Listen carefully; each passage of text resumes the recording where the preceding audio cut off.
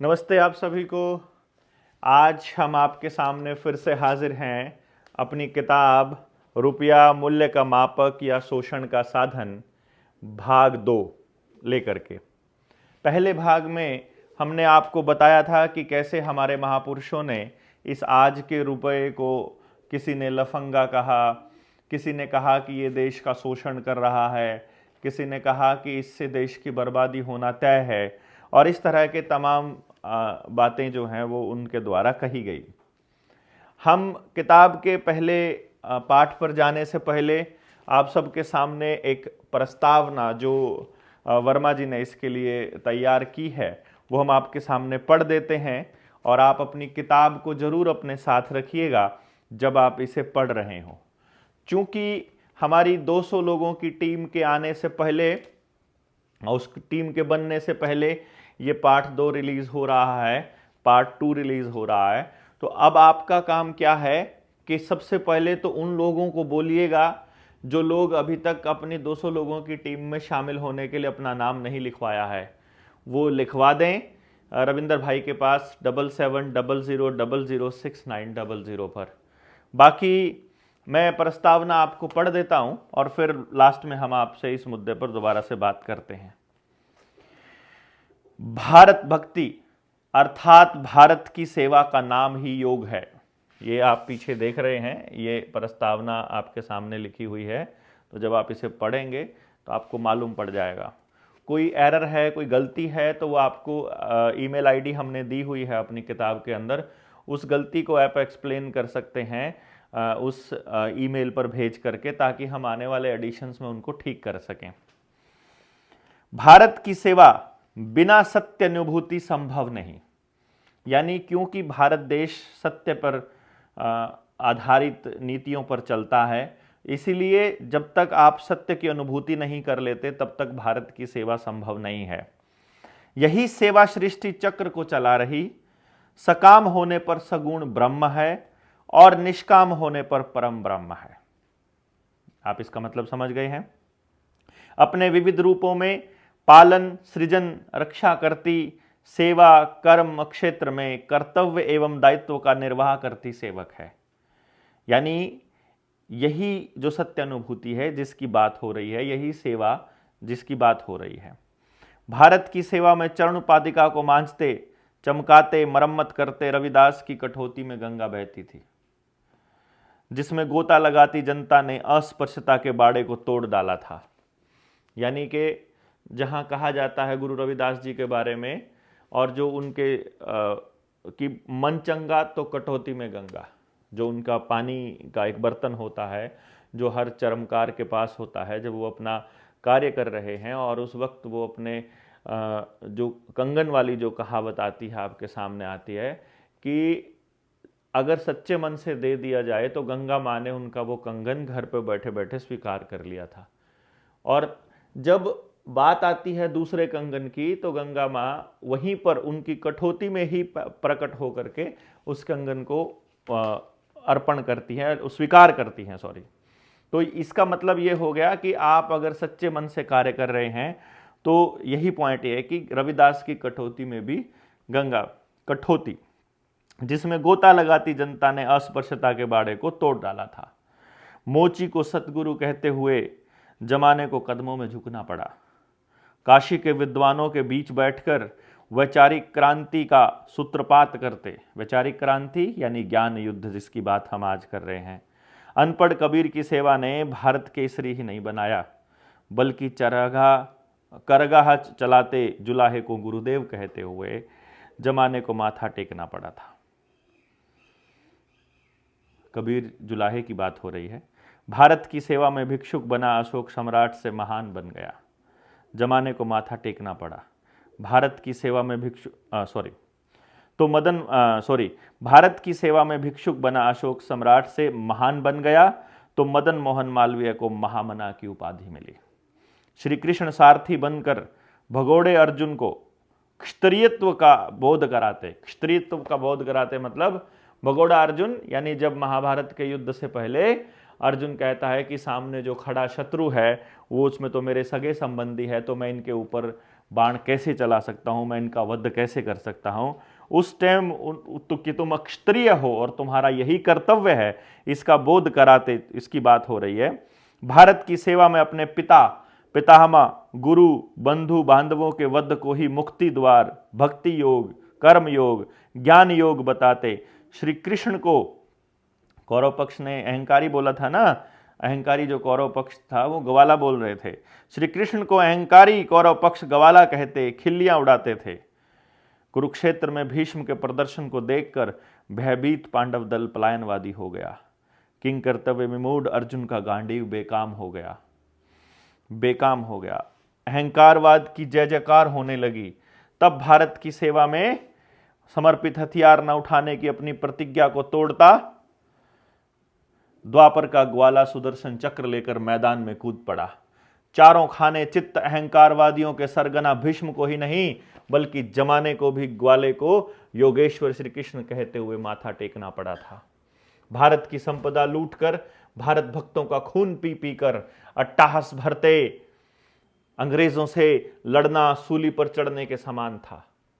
यानी कि अगर आप उस वक्त के उनके हंसी देखोगे अगर आप अंग्रेजों की, तो उस टाइम पर उनसे लड़ना जो है वो सूली पर चढ़ने के समान था। जैसे आज के टाइम पर आप जाते हो समाज के अंदर, तो आपसे जब लोग कहते हैं कि बात तो तुम ठीक कहते हो लेकिन सरकार बहुत गंदी है, वैसे ही उस वक्त भी बात होती थी क्रांतिकारियों को, जब उनके परिजन बोलते थे कि तुम जो कह रहे हो वो बात तो सच्चाई है आज़ादी की, लेकिन अंग्रेज बहुत निर्दयी हैं, ये तुम्हें जिंदा नहीं छोड़ेंगे। तो उस वक्त अगर आज़ादी की कोई बात करता था तो वो सूली पर चढ़ने के समान ही बोला जाता था। उन्हीं अंग्रेजों का दरबार करते तथाकथित नेता आज़ादी की भीख मांग रहे थे। ऐसी बेला में भारत के सेवक खुदीराम बोस, भगत सिंह, उधम सिंह इत्यादि भारत भक्तों ने अपनी समाधि फांसी के फंदे पर लगाई। नेताजी सुभाष चंद्र बोस के आह्वान पर महादानी दधीची की तरह जर्मन से जापान तक समाधि लगाते शहीदों ने स्वाधीनता संग्राम के महायज्ञ में पूर्ण आहुति अपना खून देकर की। दधीची का मालूम है ना आपको कि जब कोई एक खास युद्ध के अंदर जब यह मालूम पड़ता है कि उस सामने वाले दुश्मन को मारने के लिए आप किसी अस्त्र शस्त्र का इस्तेमाल नहीं करते हैं, तो तब दधीची ने अपनी हड्डियां दी थी, अपनी पसलियां उनसे एक शस्त्र बना जिससे कि दुश्मन का वध किया गया था। तब अंग्रेज भागे और तथाकथित आज़ादी मिली। भारत को विदेशों में बंधक रखकर कर्ज पर कर्ज की खेपे लाते, ये जो नेता लोग हैं जिनकी बात हो रही है, घोटाले पर घोटाले करते, कर्ज की रकम डकारते, मूल्य की मापक रुपए के सैद्धांतिक मानक 1.166 ग्राम एवं विधि मान्य मानक 777 मिलीग्राम स्वर्ण प्रति रुपया मात्रा को लूटपाट करते कराते, रुपए के मानक यानी स्टैंडर्ड को ही खत्म करते, बैंक नोटों के प्रतिभूति यानी गारंटी को समर्थन के रूप में कहते, गवर्नर के वचन खंड को गैर कानूनी तरीके से कूटकरण करके वचन खंड को बदलते, भारत में आर्थिक अस्थिरता फैलाते, भारत की जनता का सर्वांगीण शोषण करते, अकूत धन विदेशी बैंकों में भरते तथा कथित सरकारों के प्रधानमंत्री, मुख्यमंत्री तथा मंत्री हैं कर्जखोर और दिवालिया। यानी उन्होंने कहा कि ये सारे जो तथाकथित सरकारों के प्रधानमंत्री और मुख्यमंत्री ये हैं कर्जखोर और दिवालिया। आगे बता रहा हूं, ना कि भारत के किसान, मजदूर, व्यापारी, कर्मचारी और जनता। कहने का मतलब क्या है कि आज के टाइम पर आपके किसान, मजदूर और जनता को कर्जखोर और दिवालिया बताया जाता है, लेकिन असल दिवालिये ये लोग हैं जो ये सब काम कर रहे हैं। यानी कि आप देखिएगा जो सैद्धांतिक मानक है वो 1.166 ग्राम सोने का, विधि मान्य मानक यानी जो कानूनी रूप से जो अभी स्वीकार्य है, जो अभी तक वैलिड है, वो 777 मिलीग्राम स्वर्ण प्रति रुपया मात्रा। अभी इसको हम आगे आएंगे, जब ये किताब आएगी तो आपको एक एक चीज की कहां पर ये लिखा है, किस तरह, कौन सा दस्तावेज है जो ये साबित करता है, वो हम बताएंगे। तो वो कहते हैं वो डिफॉल्टर हैं ना कि भारत के किसान, मजदूर, व्यापार, कर्मचारी।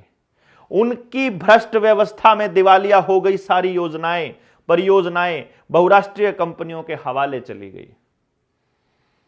इस तरह भ्रष्ट नेताओं ने भारत को कर्ज के भंवर जाल में फंसाकर अपने छल कपट धोखे को पूंजी निवेश के बहाने, यानी जितनी भी इन्वेस्टमेंट है इसका बहाना है वहां भेजने का, पूंजी निवेश के बहाने छिपाते हुए देश को पुनः गुलामी में झोंक रहे हैं। इससे सिद्ध होता है यह भ्रष्ट नेता बहुराष्ट्रीय कंपनियों और बैंकों के एजेंट हैं। आप इसको समझ गए मेरे ख्याल से। जो अवैध रुपए के बदले कर्जदारों के वैध संपत्तियों की जब्ती, गिरफ्तारी और नीलामी कर रहे हैं, वास्तव में संविधान का गला घोंट रहे हैं। सच कहूं तो कर्जदारों की गिरफ्तारी असल में अपहरण है और नीलामी हल्ला बोल डकैती समान राष्ट्रीय महाअपराध है। यानी कि जो ये नीलामी है ये डकैती जैसी, ये डकैती समान राष्ट्रीय महाअपराध है, देशद्रोह, जिसे करने वाले करवाने वाले राष्ट्रीय महाअपराधी यानी राष्ट्रद्रोही हैं। इन्हीं देशद्रोहियों से देश के लूटे गए धन को वसूली करना और करवाना ही असल देशभक्ति है। उत्पादन का स्रोत खेत खलिहानों, यानी जैसा हम अपने ट्रेनिंग्स में आपको स्पेशल बताते रहते हैं कि भारत एक उत्पादन आधारित देश है और जितना प्रोडक्शन होता है, ग्रॉस डोमेस्टिक प्रोडक्शन जीडीपी, यानी प्रोडक्शन के बराबर ही रुपया छापा जा सकता है, ये आप सब लोगों को पहले बताया जा चुका है। और कहां कहां से होता है ये प्रोडक्शन, के उत्पादन का स्रोत खेत खलिहानों, उद्योग धंधों और योजनाओं परियोजनाओं में कर्मयोग रमाते कर्मयोगी किसान, मजदूर, व्यापारी, कर्मचारी सभी जैविक संसाधनों के उत्पादनकर्ता, अन्नदाता, प्राणदाता, जीवनदाता हैं। सार्वभौम सत्य, गणित, नियम, अधिनियम, सत्य तथ्यों, दस्तावेजों से प्रमाणित हो गया है कि उत्पादन बढ़ा है, वस्तुएं सस्ती हुई हैं, किंतु छल कपट करके गैर कानूनी तरीके से रुपए का मानक परिमाण घटाकर, यानी कि उसका कूटकरण करके, अर्थात मुद्रास्फीति अवमूल्यन से किसानों, मजदूरों, व्यापारियों, कर्मचारियों, कर्जदारों की निरंतर घटती क्रय शक्ति शून्य की ओर अग्रसर होने से बढ़ती जा रही महंगाई जानलेवा होती जा रही है। अर्थात इसका मतलब यह है कि आज के टाइम पर यदि हम प्रोडक्शन की ही बात करने लगे तो अगर 1947 की ही बात करें, जब जिसको कहते हैं कि देश उस वक्त आज़ाद हुआ था, वो जो ड्रामा चला था आज़ादी का, अगर हम उसको एक्सप्लेन करते हैं तो 1947 में 30-35 करोड़ पॉपुलेशन रही है भारत की उस वक्त के आंकड़े के अनुसार, और आज 135 करोड़ पॉपुलेशन है, यानी कि लगभग 4 गुना के करीब हमारी पॉपुलेशन बढ़ी है। पर अगर आपके ज़मीन में अगर पैदावार की बात देखें तो आपका कोई भी फसल है उसकी पैदावार का हिसाब लगा लीजिए। कहते हैं उस वक्त 10-15 मन से ज़्यादा गेहूं नहीं होता था 1 एकड़ में। 10-15 मन गेहूं का मतलब होता है लगभग 6 से लेकर 15 मन गेहूं 6 क्विंटल गेहूं होता है, और आज 1 एकड़ में 50-50 क्विंटल 60-60 क्विंटल गेहूं हो रहा है, यानी 10 गुना। अर्थात जनसंख्या बढ़ी है 4 गुना और उत्पादन बढ़ा है 10 गुना। यही लगभग हर चीज के उत्पादन में है। अर्थात उत्पादन बढ़ा है तो महंगाई घटनी चाहिए थी, चीजें सुलभ उपलब्ध होनी चाहिए थी, लेकिन हो रहा है एकदम से उल्टा। और इस तरह से जो चीजें सस्ती हुई हैं उससे भारत के जो किसान है, मतलब उसकी जो क्रय शक्ति है वो लगातार घटती जा रही है कर्जदारों की, और उनकी पूंजी बढ़ती जा रही है। असल कर्मयोगी भी नंगे और भूखे होकर आत्महत्या करने पर मजबूर हैं, जिसको हम किसान कहते हैं, एवं घुट घुट कर दम तोड़ते जा रहे हैं, और उनका खून पी पी कर ये अपराधी राष्ट्रद्रोही अरबपति से पदमपति होते जा रहे हैं। पदमपति समझ रहे हैं, मतलब अरब खरब और फिर नील पदम शंख पदमपति। हे कर्मयोगी, तुम्हारे कोटि कोटि हाथ जो पालनहार सृजनहार हैं, अवैध रुपया और डॉलर के धनात्मक शोषण से तुम्हें रोजी रोटी नहीं दे सके तो क्या जनता के खून पसीने की गाढ़ी कमाई को चूस चूस कर पानी की तरफ बहा रही कार्यपालिका, विधायक और तथाकथित अवतारों के छू मंत्र से क्या रोजी रोटी मिल जाएगी? यहां पर वर्मा जी पूछना चाह रहे हैं कि जब तुम्हारे हाथ, करोड़ों करोड़ों हाथ तुमको अगर रोजी रोटी नहीं दे पा रहे हैं, तो ऐसे जो खून पसीना चूसने वाले जो कार्यपालिका है और जो विधायिका है, क्या वो उनके अवतार ऐसे छू मंतर करके तुमको रोजी रोटी देने वाले हैं? अर्थात जो आज आपकी हालत है उसमें तुम किसी को चुन लोगे, अगर सत्ता में बिठा दोगे, तो क्या कोई जादू की पुड़िया आएगी जो इनको ठीक कर देंगे? और उनसे रोजी रोटी मिल जाएगी और कर्मयोग से नहीं मिलेगी। क्या कभी किसी युग में ऐसा हुआ है जो अब संभव होगा? हे कर्मयोगी, तुम्हारे कथित सेवक रक्षक से भक्षक बनकर तुम्हें लूट रहे हैं और विदेशियों से तुम्हें लुटवा भी रहे हैं।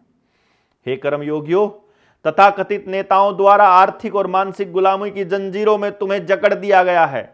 शहीदों के मंदिर, भारत के भगवान, किसान, मजदूर, व्यापारी, कर्मचारी आदि कर्मयोगियों की आर्थिक मानसिक गुलामी की मुक्ति की युक्ति का केवल एक ही विकल्प है, वैचारिक महासंग्राम। इसी ज्ञान युद्ध से अब देशवासियों की कर्ज मुक्ति और रोजी रोटी संभव है। कोटि कोटि भुजाओं वाले हे कर्मयोगी, तुम ही भूपाल, महिपाल, स्वयं सम्राट भारत हो। तुम ही सर्वसमर्थ, तुम ही नियामक, नियंता प्रभु श्री राम हो, श्री कृष्ण के रूप हो। शहीदों के इष्ट देव भी तुम ही हो। तुम्हारी सेवा में शहीद हुए शहीदों की समाधि पर जमाने को माथा टेकना पड़ा है। तुम्हारी सेवा से ही धर्म, अर्थ, काम, मोक्ष, मनोवांछित फल की प्राप्ति होती है। शहीदी पथ के पथिक, तुम्हारी सेवा के व्रतधारी, हम तुच्छ सेवक तुम्हारे चरणों में शीश झुकाते कोटि कोटि प्रणाम कर रहे हैं। यहाँ पर हम उस किसान, मजदूर, व्यापारी को प्रणाम कहते हुए हम उसके नाम संबोधन कर रहे हैं कि आपकी बर्बादी का कारण कोई और नहीं बल्कि ये रुपए का कूटकरण है, कुछ और नहीं बल्कि विनिवेश के नाम पर जो ये कार्यपालिका और विधायिका आपके सारे पैसे को विदेशों में गिरवी रख रही है, आपकी सारी जमीनों को, ये असल कारण है। और रुपए का कूटकरण एक बहुत बड़ा कारण है। आने वाले वक्त में जब हम इस किताब को आगे पढ़ेंगे तो आपको एक एक चीज पता चलेगा। इस किताब में हमने हर पेज पर क्या क्या दिया है। आमतौर पे जब हम कोई किताब लिखते हैं तो उसमें पाठ लिखे जाते हैं, किस पाठ पर क्या है, लेकिन यहाँ हमने क्या क्या दिया है वो सारी चीज़ें दी हैं कि कौन सा सिक्का अधिनियम 1906 में पारित, जो आपको आरबीआई की वेबसाइट पर मिलेगा, उसमें कुछ चीज़ें एडिट की हुई हैं, उसमें कुछ चीज़ें छुपाई गई हैं। जो छुपाई हुई चीज़ें हैं उसका कुछ पार्ट हमने यहाँ पर दिया है, असली दस्तावेज अपने पास सुरक्षित रखा है। तो अब आप एक बात बताइए, जब हम इसको पढ़ेंगे आने वाले टाइम में तो आपको पढ़ते पढ़ते चीज़ें स्पष्ट होती जाएंगी और मैं आपको ये स्पष्ट करता जाऊंगा। जैसे कुछ लोगों का ये कहना है कि इस किताब में कहाँ लिखा हुआ है कि रुपया फ्रॉड है। अभी आप एक बात बताइए, सिर्फ एक इसी लाइन का मतलब बता दीजिए। वित्त मंत्रालय, अगर केंद्र सरकार का वित्त मंत्रालय यह कहता है कि वैध मुद्रा का कोई दस्तावेज उपलब्ध नहीं है, वैध मतलब लीगल मनी का कोई दस्तावेज ही नहीं है, तो इसका मतलब है कि कोई नियम नहीं है और बिना नियम के छापा गया रुपया लीगल कैसे है, मुझे तो आप ही बता दीजिए। तो मतलब किस आधार पर आप रुपया छाप रहे हैं ये तो आपको बताना ही पड़ेगा आने वाले टाइम में। तो इस तरह से ये जो आप जब इसको पूरी तरह से पढ़ेंगे अभी आने वाले टाइम में तो आपको पूरा क्लैरिटी आ जाएगी। इसलिए अभी हम इसको सिर्फ इस तरह से बता रहे हैं कि हर एक पेज पर क्या है, किस पेज पर क्या दिया है, ये हमने एक्सप्लेन आपको कर दिया है। अभी हम स्टार्टिंग कर रहे हैं हमारे पहले एपिसोड की, जब इस पॉइंट की जहाँ से हम इसकी शुरुआत करेंगे। आप जब इसको पढ़ेंगे तो आपको और क्लैरिटी आ जाएगी। कोई भी आपको दिक्कत आएगी, कोई भी सवाल होगा, वो आप अपने कमेंट बॉक्स में लिखिएगा पढ़ने के बाद, फिर हम आपको उस और जो एरर है वो आप हमें ईमेल कर सकते हैं, जो भी गलती है। अभी हम इसको पढ़ते हैं। भारतीय मुद्रा रुपये का इतिहास। रुपये का इतिहास पढ़ना क्यों जरूरी है, पहले आप इस बात को समझिए। जब हम किसी चीज के इतिहास को पढ़ते हैं तो उसमें आ रहे बदलावों को भी हम साथ में पढ़ते हैं। अब कभी कोई कहेगा कि रुपये का कूटकरण किसी ने कर दिया, कोई कहेगा कि किसी ने यहां पर यह बदलाव कर दिया गया, यहां पर यह बदलाव कर दिया गया।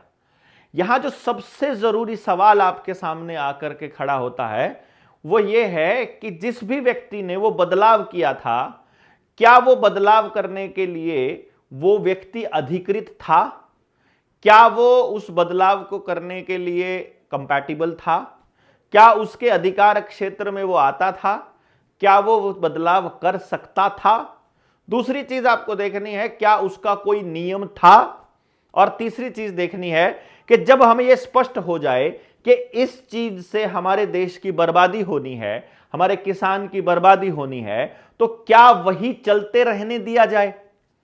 क्योंकि जो विमर्श है वो इस बात पर होता है कि सही क्या है, हमें क्या करना चाहिए, हम क्या कर सकते हैं। और जब तक इस बात पर विमर्श ही नहीं होगा कि गलत क्या हुआ था और अभी क्या गलत है, तब तक तो यह बात बनेगी नहीं कि चीजें ठीक कैसे हों। तो मतलब इस बात पर तो चर्चा ही नहीं होगी कि ठीक कैसे हों जब तक हम गलत नहीं मानेंगे। तो पहले तो हमें गलत चीजें क्या हैं पहले वो मानना पड़ेगा, और उसके बाद ही हम आगे बढ़ सकते हैं। तो जब आप इसे पढ़ेंगे तो आपको थोड़ी सी चीजें स्पष्ट होती जाएंगी। तो मैं आज आपके सामने कुछ पार्ट बोल देता हूं ताकि आपको मालूम पड़े कि अगले पार्ट से हम बहुत स्पष्ट, क्योंकि अब तो हम किताब पर आ गए हैं, तो एक एक करके जब एक एक पार्ट जब पूरा होगा तो हमें क्लैरिटी आएगी।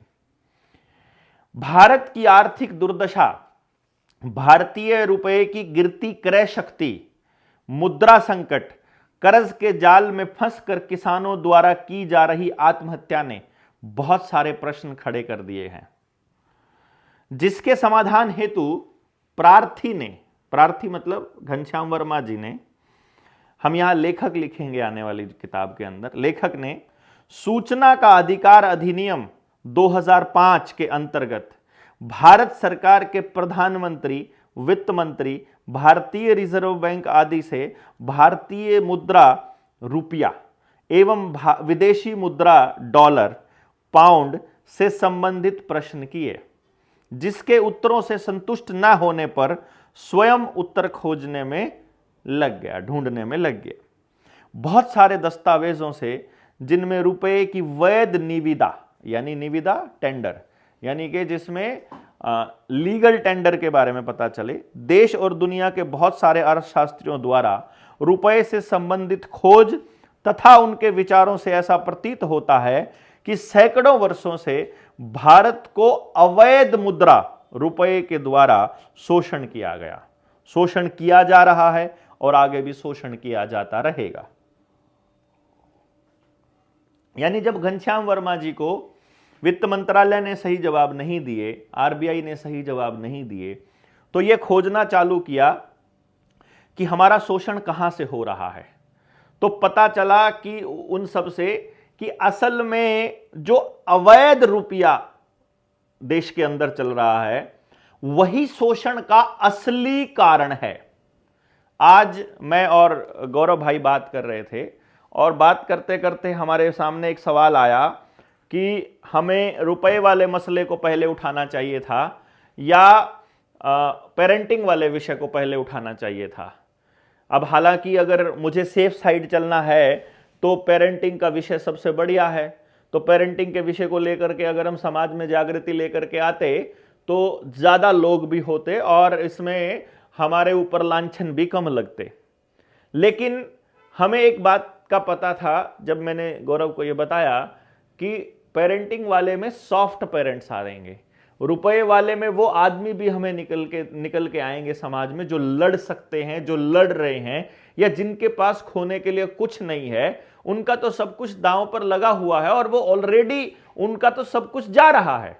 यानी कि आज मुझे एक मिले थे, आवेदन लगाने के लिए कोई हमसे मिलने के लिए आया हुआ था, तो मैंने उनसे पूछा था कि भाई जी आप पे कर सकते हो ना, तो पे कर दीजिए, फिर आपको आवेदन नहीं लगाना चाहिए, क्योंकि आवेदन उन्हीं को लगाना चाहिए जो लड़ सकते हैं, जो अपने दम पर खड़े होकर लड़ सकते हैं।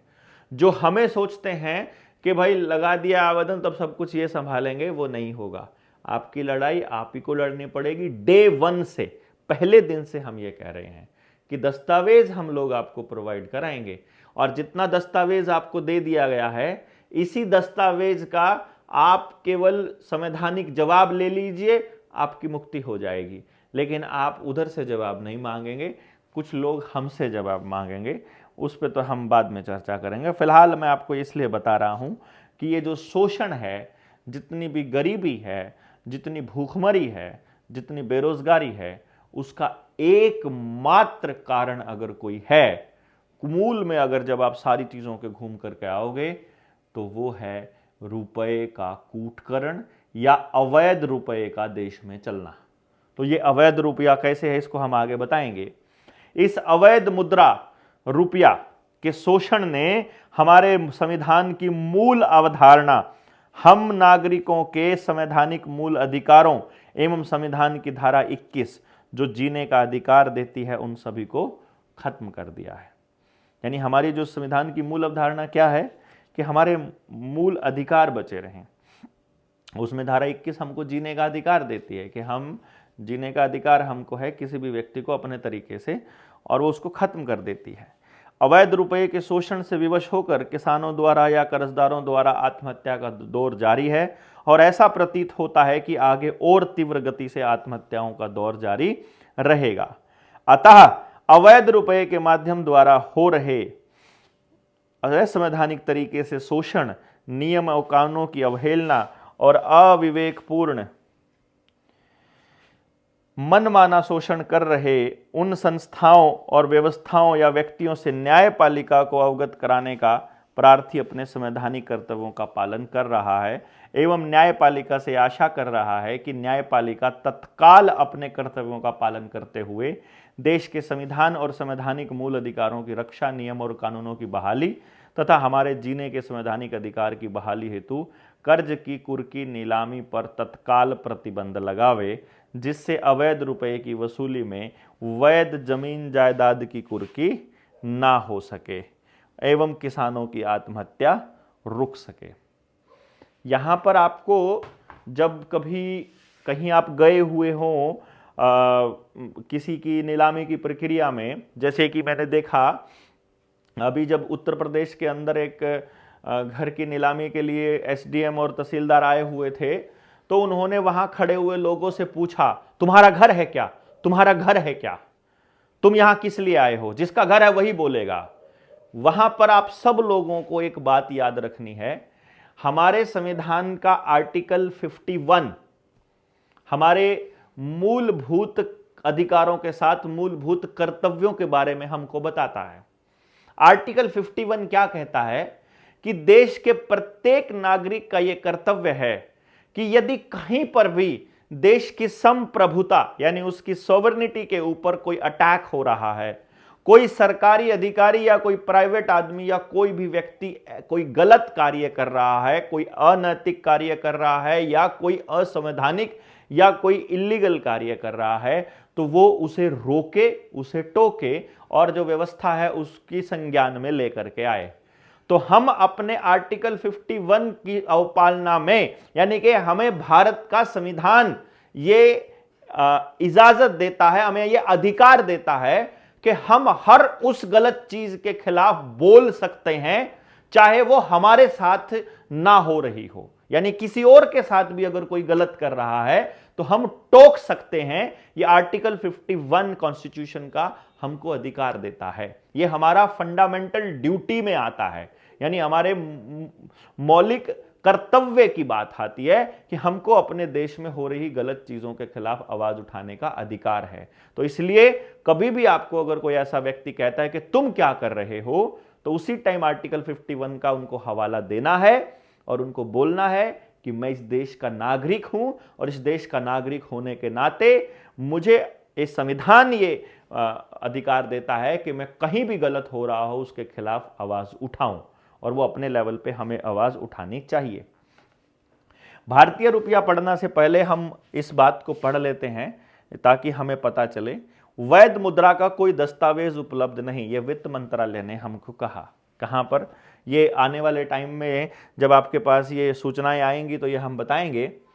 प्रार्थी द्वारा दिनांक 19/6/2015 को, यानी आज से ठीक लगभग मतलब 10 साल पहले की बात है, वैध मुद्रा रुपये से संबंधित प्रश्न करके सूचना के अधिकार अधिनियम 2005 के अंतर्गत प्रधानमंत्री, वित्त मंत्री, रिजर्व बैंक से सूचना मांगी गई थी, जिसका जवाब भारतीय रिजर्व बैंक द्वारा 25/6/2015, 25/7/2015 और वित्त मंत्रालय ने दिया 30/7/2015 को भेजी गई थी।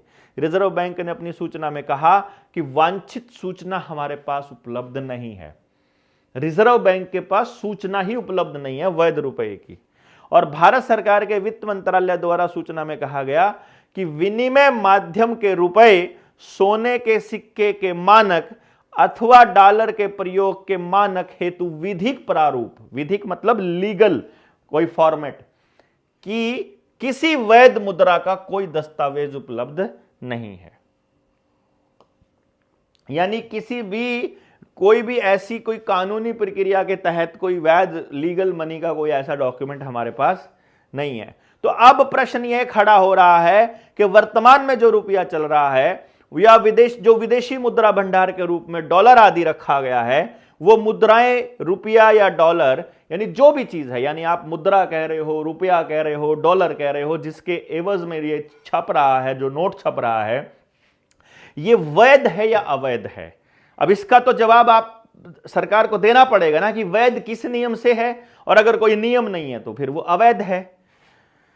प्रार्थी द्वारा उसके बाद रुपये से संबंधित बहुत से प्रश्न सूचना के अधिकार अधिनियम 2005 के अंतर्गत दिनांक 15/7/15, 20/7/15, 26/10/15, 22/2/16, 13/5/16, 28/9/17, 7/5/18, 12/9/18, 23/9/20, 18/1/23 और 25/10/23 को सूचना मांगी थी। इसके प्रश्न और उत्तर 100 ये जो आंकड़ा है ये अभी हमने नए वाले एडिशन में ठीक कर दिया गया है। 135 से लेकर और 238 तक, यानी कि 2 आगे सरका दो, ये 135 और 238 तक देखें। यानी कि अभी जो हमारे पास सूचना है कि अभी हमारा वित्त मंत्रालय और आरबीआई और भारत सरकार ये कह रही है हमारे पास वैध रुपए का कोई दस्तावेज उपलब्ध नहीं है।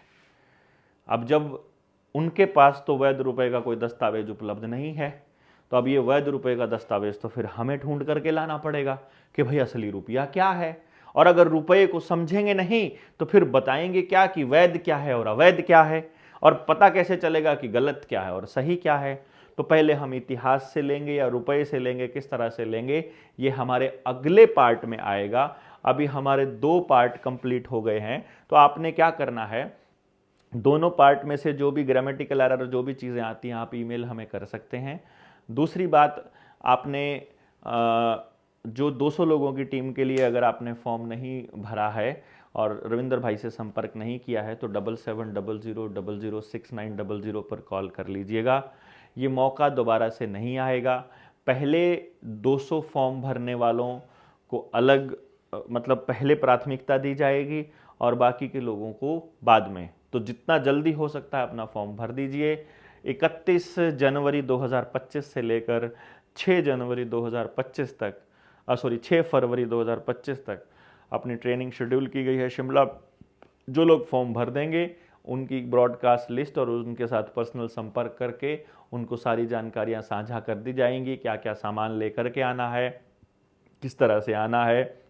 आप सब लोग आइएगा और अपने जीवन के एक बहुत ही अनमोल 6-7 दिन निकाल करके लेकर के वहाँ से खजाना लूट करके ले जाइएगा। आप सब लोगों का इंतज़ार रहेगा। कितने लोग, कितने क्रांतिकारी साथ आते हैं, ये देखने वाली बात रहेगी। आप सब लोग इस किताब को पढ़ते रहिए। जिस भी भाई को ये किताब लेनी है 7696627656 पर भी मैसेज कर सकते हैं, 9518170000 पर भी मैसेज कर सकते हैं, व्हाट्सएप और जो अपनी निडर इंडिया चैनल है उस निडर इंडिया चैनल के डिस्क्रिप्शन में हम हर एक पोस्ट के अंदर हम इसका लिंक डाल रहे हैं। आप लिंक डाल करके इनको वहाँ से खरीद सकते हैं। हमने अमेज़न और फ्लिपकार्ट पे भी ये इन्फॉर्मेशन हम जल्दी डाल देंगे। ये जो किताब का हमने डिजिटल प्रिंट निकाला है, ये डिजिटल प्रिंट में एक एक चीज़ बिल्कुल क्रिस्टल क्लियर है। जिसको दिक्कत है, ऑफसेट प्रिंटिंग में थोड़ी दिक्कत थी, तो अभी इसकी कॉस्ट हमने MRP 5000 रखी है। तो कितनी वहाँ पर कॉस्ट आएगी ये देखने वाली बात आएगी। तो जिस भी भाई को ये लेना होगा, बेसिकली ये किताब की कीमत नहीं है, ये एक तरह से आपका हमें दिया गया एक समर्थन मूल्य सहयोग राशि है, जिसको आप हमें देते रहना पड़ेगा ताकि हमारा ये अभियान चल सके। अब हमें बहुत ज़्यादा सहयोग की ज़रूरत पड़ेगी क्योंकि 200 लोगों की टीम हम प्लान कर रहे हैं पूरे हरियाणा भर में। पहले नंबर पर पहले हरियाणा में हम लोग उतारें और फिर दूसरे स्टेट्स के अंदर इन टीमों के माध्यम से हर गांव तक जाने की कोशिश करें। तो देखते हैं कितना हो पाएगा। हम अपनी तरफ से पूरी कोशिश कर रहे हैं। आपसे सहयोग की अपेक्षा रहेगी। जितने साथी आ सकते हैं आइएगा, जो नहीं आ सकते वो घर से सपोर्ट कीजिएगा और अफवाहों से दूर रहें, नक्कालों से दूर रहें। और कोई ट्रेनिंग अभी शेड्यूल नहीं की गई है। बहुत बहुत धन्यवाद। जय हिंद, जय भारत। आप सब लोग जुड़ते रहिएगा। बहुत बहुत धन्यवाद।